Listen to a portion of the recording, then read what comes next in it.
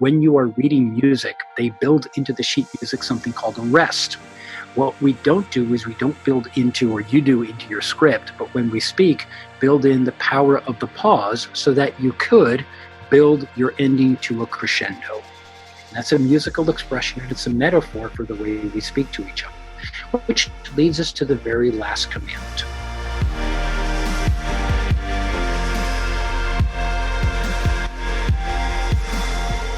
The very last commandment is something, it's a human element of variety. Often when people speak, they speak in the same tone. It's what we call monotone. It's one tone, and it's boring. But what we know about the lives that we lead as human beings, we tend to eat different foods, we wear something different every day, we go to different places, we bring a variety, which to many people is called the spice of life. So when we adopt this to the 10 Commandments, the last commandment is called vary the pitch. And I use that as an example, not just to vary the pitch, vary the pace, vary the volume. Try to mix up as many different ways that you can for how you communicate so that the listener can have a varietal experience.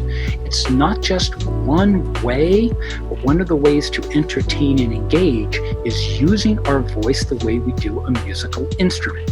When you hear the piano, the violin, or even the guitar, every note has a potentially different sound. If we went in and we sang a song to you that was the same chord every time, it just gets dull. It's the car at 55 miles an hour. You're making progress, but it's boring. Well, we don't want to we don't want to bore ourselves. So the 10th commandment is really the capstone. It brings all of this together, that if you've gained the confidence to be able to integrate all of these techniques, then you can begin to experience the variety, the variations.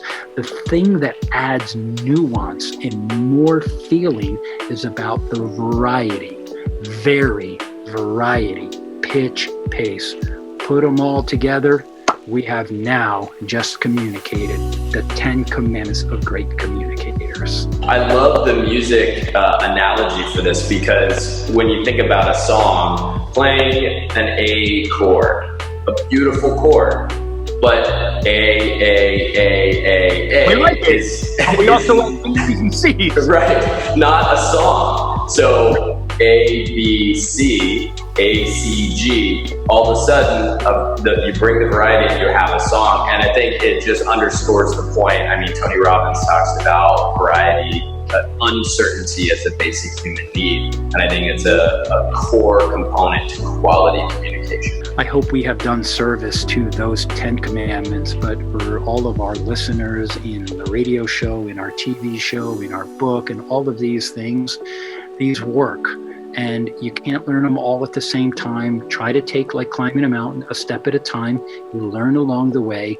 But what I hope that we inspire our listeners, our students, is to recognize you're going to make mistakes along the way. I would rather you try and make a mistake than not try at all. And rather than living with the comfort that, hey, I never made a mistake. Success in communication, in filmmaking, in mountain climbing is not the absence of mistakes. Success is the ability to learn from them, to build on them, and to do better next time. I appreciate there's a lot of fear of judgment, fear of failure, all of that. I hope that you can just dismiss that for as much as you can, that if you're going to learn something that is uncomfortable, the one way to succeed is to get comfortable in the discomfort. And when you're learning the 10 Commandments, you are fighting all of these years of having no framework at all. Hey, it's worked fine for me for now. Well, what I'm suggesting is it's never too late to learn. We are all each other's teachers. And what I hope that you will take away from this is there is a discipline and there is a framework that we can include in how we communicate. And what I know about years of coaching and teaching to many people that I've had the pleasure of working with, what I can conclude is the more confident and compelling they became at communication, the more transformative they felt was the experience. But the most important part, they viewed themselves in a way they never did before. More confidence, more conviction, more satisfying relationships, more success, more just feeling that every time they had something to say, they actually had something to say that people would notice and people would care. And that comes in your delivery, it comes in your empathy, but most important, it comes in the tactics of recognizing you do have the capacity to be a superior communicator. My hope for you, get on the mountain, take the first step. It's called the primacy recency effect. I love it. And what we know about the Soulmatter audience, the audience for Millennial Producer and the Creative Revolution, and a lot of the stuff that we put out is that they're charismatic, they're creative, and they're clever. And what people that are charismatic, creative, and clever are great at is remixing and experimenting. And so to have all of this in one place where we can look at this and say, how do we use this? The creative people are going to need to, with this moment that we're in life, the creative people now more than ever need to be leaders, and they need to have frameworks and tools that they can use to drive the conversation forward culturally, to drive it forward in terms of values and what this next step in the societal framework is going to look like. And I love this lightning round. I'm really excited that we take this because I think a lot of people are going to be able to find some really tangible things to pull down from this and to use.